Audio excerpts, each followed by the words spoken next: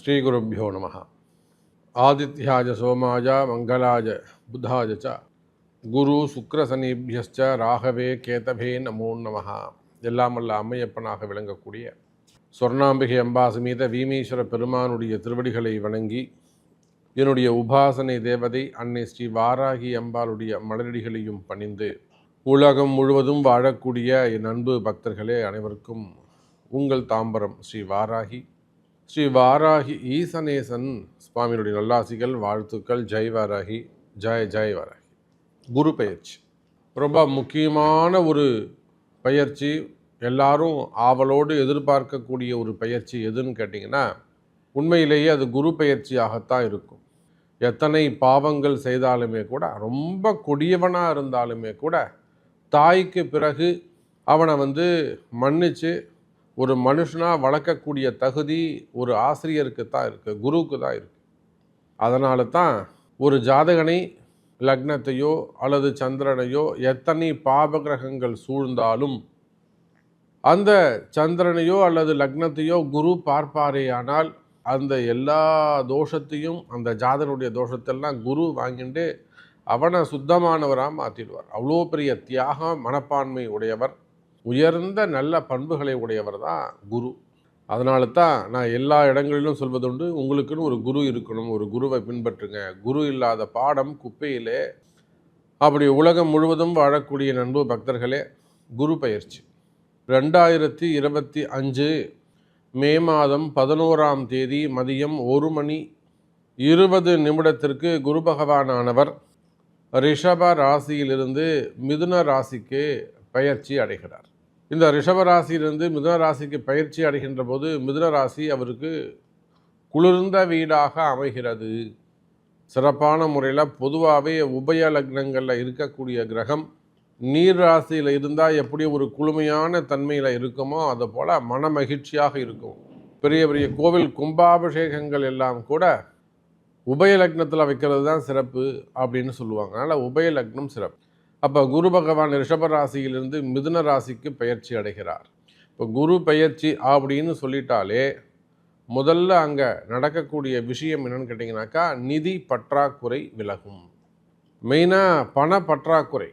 அது யாராக இருந்தாலும், ஒரு சாதாரண ஏழ்மையான குடும்பமாக இருந்தாலும், வறுமையில் வாடக்கூடிய குடும்பமாக இருந்தாலும், அல்லது சிறு தொழில் செய்யக்கூடியவர்களாக இருந்தாலும், சின்ன சின்ன பிஸ்னஸ் பண்ணக்கூடியவங்க, கடைகள் வச்சு நடத்தக்கூடியவங்க, சின்ன சின்ன வியாபாரிகள், அதே போல் பெரிய அளவில் பிஸ்னஸ் பண்ணக்கூடியவங்க, அப்போ யாராக இருந்தாலும், குடும்ப பெண்களாக இருந்தாலும், வேலைக்கு செல்லக்கூடியவர்களாக இருந்தாலும், அப்போ யாராக இருந்தாலும் இந்த ஃபண்டு டிமாண்ட் இது எல்லாருக்குமே பொதுவாக 12 ராசிக்குமே பண பற்றாக்குறை இருந்து வருகிறது. இப்போ இந்த குரு பயிற்சி நடந்ததுன்னா டக்குன்னு உங்களுக்கு அடுத்து பணம் வந்துக்கிட்டே இருக்கு.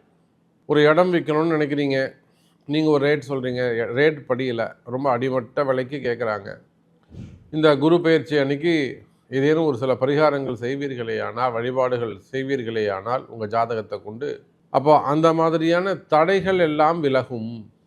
வராத பணங்காசுகள் வந்து சேரும். எங்கேயா போய் பணங்காசு கொடுத்து ஏமாந்துட்டீங்க, பையன் பேருக்கு பண்ணிட்டேன், பொண்டாட்டி பேருக்கு பண்ணிட்டேன், ஏதோ ஒன்று இல்லை, வெளியில் ஏதோ கொடுத்துட்டேன், ஹெல்ப்புன்னு கேட்டாங்க, அந்த மாதிரியெல்லாம் பணங்காசுகள், வராத பணங்காசுகள் இருக்குமே. ஆனால் வராத பணங்காசுகள் வந்து சேரும். இன்னும் கூட சொல்ல வேண்டும் என்று சொன்னால், மெயினாக கடன் சுமைகள், கடன் பிரச்சனைகள் குறையும். ஒரு லோன் போட்டிருக்கீங்க, லோன் அமையல, லோன் கிடைக்கும். அதே போல் ஒரு வேலைக்காக காசு கொடுத்துருக்கீங்க, வேலை அமையும். அப்படி இல்லை, ஒரு வீடு கட்டுறதுக்கு, ஒரு மனை வாங்குவதற்காக கொடுத்தீங்க, இல்லை உங்கள் மனையை விற்கிறதுக்காக கொடுத்தீங்க, அட்வான்ஸ் இன்னும் பண்ணலை, அதெல்லாம் அந்த தடைகள் எல்லாம் விலகி பணம் வருவதற்கான வழியை இந்த குரு ஏற்படுத்த போகிறார். இது ஃபஸ்ட்டு விஷயம். ரெண்டாவது, மங்கள யோகம். வீட்டில் எல்லா விதமான மங்கள நிகழ்ச்சிகளும் நடந்தேறும். 60ஆம் கல்யாணம், 70ஆம் கல்யாணம், 80ஆம் கல்யாணம், திருமண யோகங்கள், குழந்தை பாக்கியம். நமக்கு தெரிஞ்சு எத்தனையோ தம்பதிகள் வெளிநாடுகளில், உள்நாடுகளில் குழந்தை பாக்கியத்திற்காக காத்திருக்கிறார்கள். அப்படிப்பட்ட குழந்தை பாக்கியம் கிடைக்கும். ட்ரீட்மெண்ட்டோ அல்லது இயற்கையான முறையிலையோ, அதெல்லாம் உங்கள் 2 பேருடைய ஜாதகமும் பார்க்கணும். உங்கள் 2 பேர் ஜாதகத்தையும் பார்த்து தான் அதை முடிவு செய்ய முடியும். அப்போ இயற்கையான முறையிலோ அல்லது செயற்கையான முறையிலோ ட்ரீட்மெண்ட்டில் கூட குழந்தை பாக்கியம், ஏன்னா குரு தான் முக்கியம். குழந்தை பாக்கியம் பெறுவதற்கான வாய்ப்புகள் உருவாகும். மெயினாக திருமண யோகங்கள், தடைப்பட்ட திருமணம், தள்ளி போன திருமணம், 40 வயசாகி இன்னும் பொம்பளை பசங்களுக்கு திருமணம் நடக்காமல் இருப்பது, எல்லா கோவிலும் போயிட்டு வந்துட்டேன், எல்லா பரிகாரமும் பண்ணிட்டேன் அப்படிலாம் சொல்லுவாங்க. ஆகையினால அந்த மாதிரி 40 வயசு ஆகுது சாமி, என் பொண்ணுக்கு இன்னும் கல்யாணம் ஆகலை. கண்டிப்பாக கல்யாணம் நடந்துருமா? உங்கள் பொண்ணுக்கு 41 வயசு ஆனாலும் கவலைப்படாதீங்க, ஜாதகம் எட்டுவாங்க, கல்யாணம் பண்ணி வச்சிடலாம். அப்போ திருமணங்கள் நடைபெறும். முதல் திருமணம், இரண்டாவது திருமணம், தடைப்பட்ட திருமணம், தள்ளிப்போன திருமணம், வயோதிக திருமணங்கள், இந்த மாதிரியான திருமண யோகங்கள் கிடைக்கும். அதே போல் மெயினாக மனக்கசப்புகள், குடும்ப உறவுகள்கிட்ட இருக்கக்கூடிய அந்த மனக்கசப்புகள் இருக்குமே ஆனால், மன வேற்றுமை இருக்குமே ஆனால், பிரிந்த உறவுகள்லாம் மீண்டும் ஒன்று சேருவதற்கான வாய்ப்புகள் உண்டு. ஏன்னா குரு அப்படின்னு சொல்லிட்டாலே உங்கள் வாழ்க்கையில் எதெல்லாம் தவறுகள் நடந்திருக்கோ, ரொம்ப நாள் நல்ல கிளைண்ட்டு சாமி நான் மிஸ் பண்ணிட்டேன், ஏன்னா வேணான்னு சொல்லிட்டாங்க, அது ஜாபாக இருக்கலாம், பிஸ்னஸாக இருக்கலாம், நல்ல கிளைண்ட்டை ஒரு 25 வருஷமாக எங்கள் அப்பா காலத்துலேருந்து நான் கஷ்டப்பட்டு கட்டி காப்பாற்றி வச்சுருந்தேன் சாமி, திடீர்னு ஒருத்தர் வந்தான், கலகம் பண்ணா, என்னாலேருந்து நீங்கள் வராதிங்க அப்படின்னு சொல்லிட்டாங்க. அதெல்லாம் ரொம்ப கஷ்டமாக இருக்கும் மனசுக்கு, அந்த கிளைண்ட்லாம் மிஸ் ஆகும்போது. ஸோ இதெல்லாம் ஜாதக ரீதியாக பார்க்கும்போது தான் உங்களுக்கு தெரியும். அப்போ அந்த மாதிரியான கசப்புகள் இருக்குமே ஆனால் அவையெல்லாம் கூட விலகும். ஸோ பொதுவாக குரு பெயர்ச்சி அப்படின்னு சொல்லிட்டாலே ஏதோ ஒரு நல்லது நடக்க போகுது. சிங்கிள் லைனில் சொல்கிறேன், ஒரு வரியில் சொல்ல வேண்டும் என்று சொன்னால், இந்த குரு பெயர்ச்சி உங்களுக்கு ஏதோ ஒரு நல்லது நடக்க போகுது அப்படின்னு உங்கள் தெய்வம் என் மனசில் சொல்லுது. வாருங்கள் நண்பர்களே, உங்கள் ராசிக்கு எப்படி இருக்குன்னு பார்த்துடுவோம். அன்பார்ந்த தனுசு ராசி நேயர்களே, குரு பெயர்ச்சி நீண்ட நாள் கனவுகளெல்லாம் நிறைவேறக்கூடிய அற்புதமான ஒரு குரு பெயர்ச்சியாக, சார் குரு பகவான் உங்கள் ராசிக்கு அதிபதியாக விளங்கக்கூடியவர், உங்கள் ஹவுஸ் ஓனர் அவர் தான், அப்படி வச்சுப்போம். நான் எப்பொழுதுமே சொல்வது உண்டு, ஒரு கிரகம் மற்ற வீடுகளுக்கெல்லாம் நல்ல சுபத்துவத்தை தருவதற்கு முன்பாக தன்னுடைய சொந்த வீட்டுக்கு முதல்ல கொண்டு போய் கொடுக்கும். எப்பெல்லாம் வாய்ப்பு கிடைக்குதோ அப்பெல்லாம் அந்த கேப்பில் எல்லாம் தன்னுடைய சுய வீட்டிற்கு அதிகமான சுபத்துவத்தை எடுத்து கொடுக்கும். அதில் குரு அதிகமாக செய்யக்கூடியவர். அதை அடிப்படையாக கொண்டு பார்க்கின்ற பொழுது குரு பகவான் தன்னுடைய சொந்த வீட்டை பார்க்கிறார். அவருக்கு இது ஒரு சான்ஸு. 11 வருஷத்திற்கு பிறகு மீண்டும் இப்போது 2013 யாரெல்லாம் பிறந்தாங்களோ அவங்களுக்கெல்லாம் இப்போ இந்த குரு மேலே குரு போகும். 2013 பிறந்தவங்களுக்கெல்லாம். அப்போ 11 ஆண்டுகளுக்கு பிறகு குரு பகவான் தனுசு ராசியை 7வது பார்வையாக பார்க்கக்கூடிய அற்புதமான ஒரு யோகத்தன்மை. இந்த மாதிரி ஒரு அமைப்பு இன்னும் 12 வருஷம் ஆகும். அப்போ இந்த குரு பெயர்ச்சியால் அதிக யோகம் பெறுகின்ற, லக்கு அதிர்ஷ்டம் பெறுகின்ற ஒரு ராசியாக, அப்படி இல்லைன்னு சொன்னாக்கா காரிய தடைகள் எல்லாம் விலகி, எதெல்லாம் ஸ்ட்ரகிளிங்காக இருக்கோ, எதெல்லாம் அங்கே தடையாக இருக்கோ, அந்த காரிய தடைகள் எல்லாம் விலகி நல்ல முறையில் வெற்றி வாய்ப்பை பெறுகின்ற அற்புதமான ஒரு அதிர்ஷ்டமான ஒரு ராசியாக நீங்கள் இருக்கிறீர்கள் தனுசு ராசி அன்பர்களே. அப்படி என்ன சாமி யோகம்?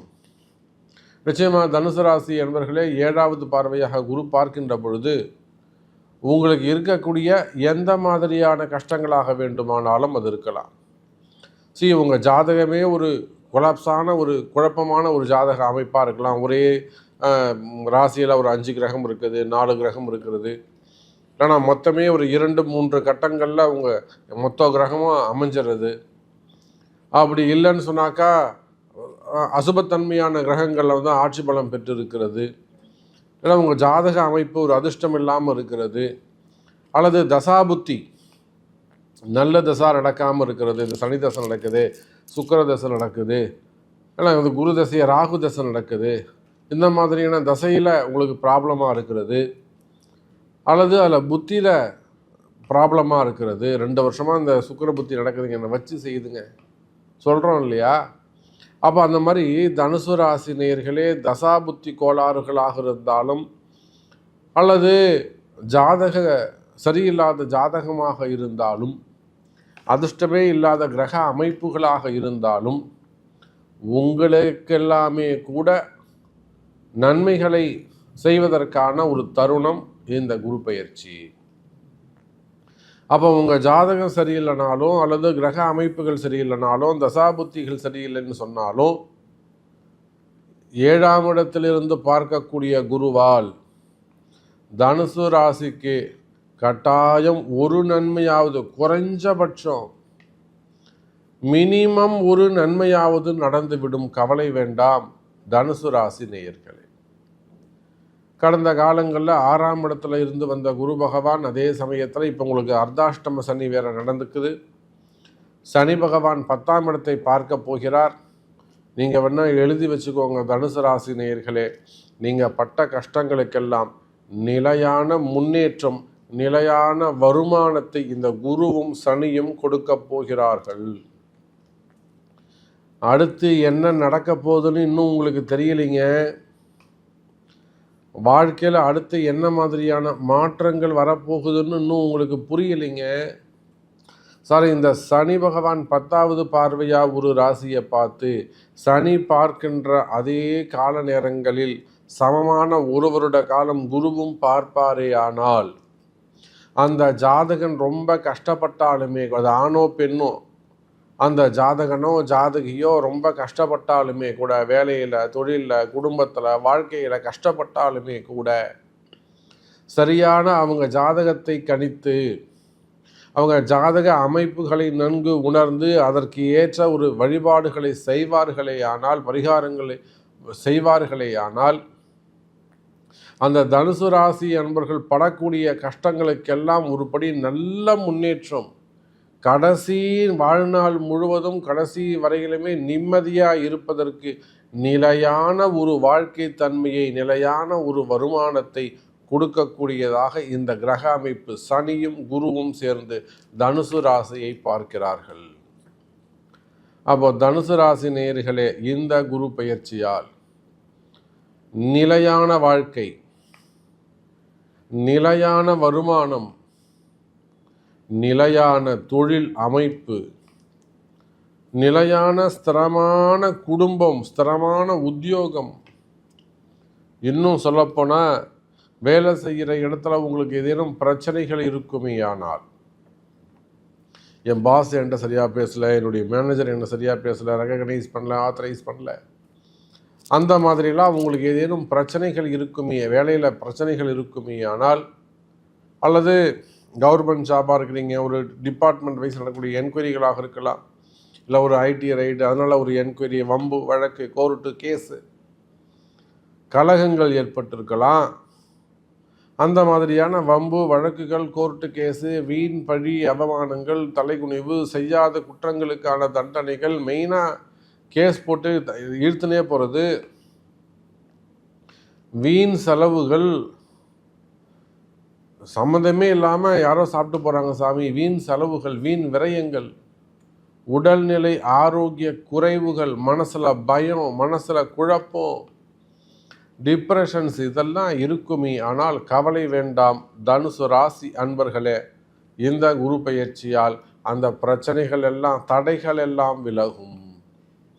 மெயினாக இடப்பிரச்சனை, வம்பு வழக்கு, சொத்து பிரச்சனைகள், தொழிலில் இருக்கக்கூடிய பிரச்சனைகள், கடன் சுமைகள், கடன் பிரச்சனைகள், மெயினாக வியாபாரத்தில் வரக்கூடிய பிரச்சனைகள், பிஸ்னஸ் ஆகாமல் இருக்கிறது, ஸ்டாக் அப்படியே தேங்கி போய் இருக்கிறது, மூமெண்ட் இல்லாமல் இருக்கிறது, ரொட்டேஷன் இல்லாமல் இருக்கிறது, மெயினாக ஃபண்டு டிமாண்ட், பணப்பற்றாக்குறை இருக்குமே ஆனால்,